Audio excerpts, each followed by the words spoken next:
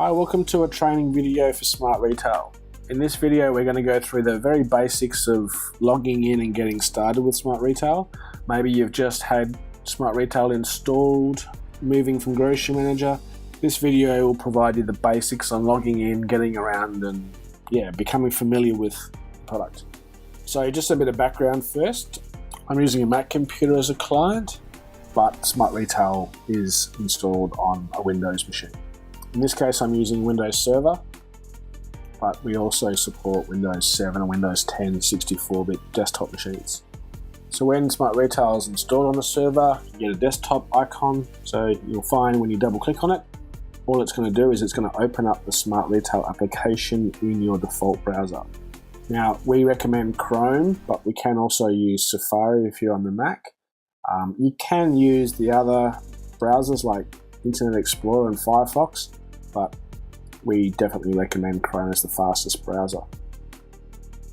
So for the clients, you need the address of the application. This is your address of your back office machine / SmartRetail. So you'll need to know this part of the address to access SmartRetail from any of your client computers. So if we just switch back to the client computer, we type that address in here, press enter, and then we'll get the same login page as the server.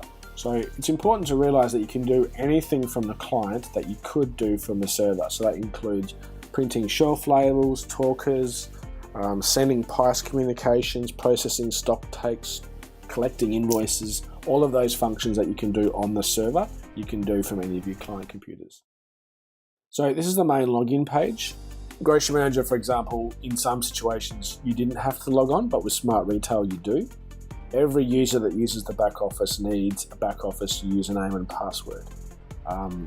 We do that because there's a lot of customization in SmartRetail, which we'll get into in future videos.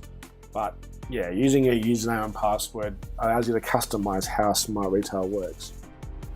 So I'll log in with my username and password. If you don't have a username, you can ask your back office administrator to give you one, or ask the guys at WorldSmart support and they can set you up with one. So next you click login. Once you've logged on, the application has a menu on the left hand side here. That can be opened using this little hamburger icon, or you can also hit escape to close it.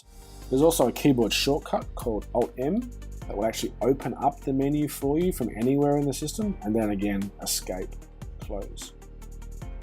You'll see there's a tab bar up the top. We'll go through that in a sec. There's also inbuilt help in SmartRetail where you can search and view all the help content on how to use SmartRetail. And you've also got your about window here as well, where you can actually see who's logged on, access your account information, some version information, etc. So let's dive straight into the menu. So we click on our hamburger. The menu is broken up into the key areas of the back office product. So we can open up item maintenance, rebate maintenance, communication, stock management. The menu has been divided up into logical areas, similar to the way Grocery Manager menu works, but it is quite different. As you go through the menu, you can notice this little icon here, this down arrow. That indicates that there's a sub-menu below. So if you click on that, you can see that there's send, deletes, adds, replaces, and price changes as separate menus. What you can also do here is you'll notice there is a star here. Grocery Manager has a My Menu as well. Basically, things that you always access, you can put a star in, and that will actually add that to your My Menu. You can see here up the top, I've already got a My Menu actually started. So I've added item maintenance, family maintenance, and offer maintenance to my My Menu. So instead of having to find things in the menu, I can just access it from My Menu. You can also search in here as well. So because the menu is different to Grocery Manager, this search will make it quite easy to find things. For example, if I wanted to do a department sales report, I can just type department, and then there's the matches for department, and then I can click on it. You can also search for item maintenance. Again, click on it, and it'll open up item maintenance. Offer maintenance. You'll notice that as I open things, they're opening up in different tabs. So this is a great productivity improvement over Grocery Manager in that you can actually have multiple things open and switch back and forward. So maybe you have item maintenance open all the time, but then someone might ask you to go and generate a purchase order or add this to an order or collect a host. You can leave these things open as you see fit. To close them, you can just click the X and that closes that area. You can also, if you want to close everything, you can just highlight the one that you want, keep open, and you can go close other tabs, and that closes everything except the one that you're on. So that makes it quite easy to close them. You can have all of those things open and then just log off and log back on, and everything will be closed down. So there's no needing to close things safely. You can log out by just clicking on this and then going log out, or you can just close the browser like you would close any other browser or any other website. And you open up the new window, you can choose your bookmark, open up SmartRetail again, log back on. When you get this window, it's because you've just closed the browser.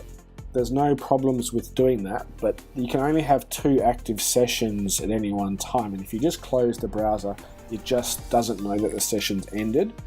So when you log in next time with your user account, it asks you which session do you want to take over. Leave it at the top one and just press OK. Another key difference between Grocery Manager and SmartRetail is that a lot of the processing happens in queues. So I'll open up Queue Manager. You'll see a POS communication queue, so anytime you send price changes to the registers, they will be added to the POS communication queue. Every time you print something to a certain printer, it adds a job to the queue. Every time you send scale changes down to your deli scales, a job will be added to the scale communication queue. What this allows you to do, for example, is if I do a check communications, this will do a communication check with a POS and say yes. It actually logs a job here, and you can see a notification down the bottom here, and something's been added to the queue. While the queue's processing the job, you can go off and go and do something else. You don't actually have to wait for that thing to finish. Okay, I'm going back into item maintenance, I'm doing some changes, and you can see a notification down the bottom here that things are happening in my queues. When that job completes, it'll either be a success or a failure.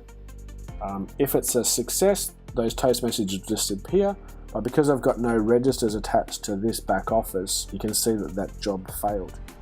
This is a failure toast notification, and you need to actually acknowledge those messages, so you close them with the X. Okay, the reason for that is so if you do move away from the computer and then come back, you need to be aware that something might have failed.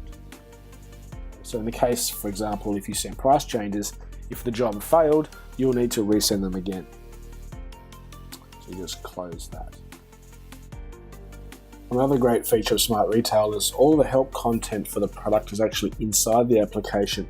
So if you click on the little help icon, and you can browse through the help content, or you could even search through the content using the search box at the top. We'll have a whole separate video on how to access the help, because ultimately this help will replace all the user manuals that we've previously had. Of course, you can always pick up the phone and call support. If you do need to access the remote support function like you previously might have used in Grocery Manager, the support option is available from the account menu.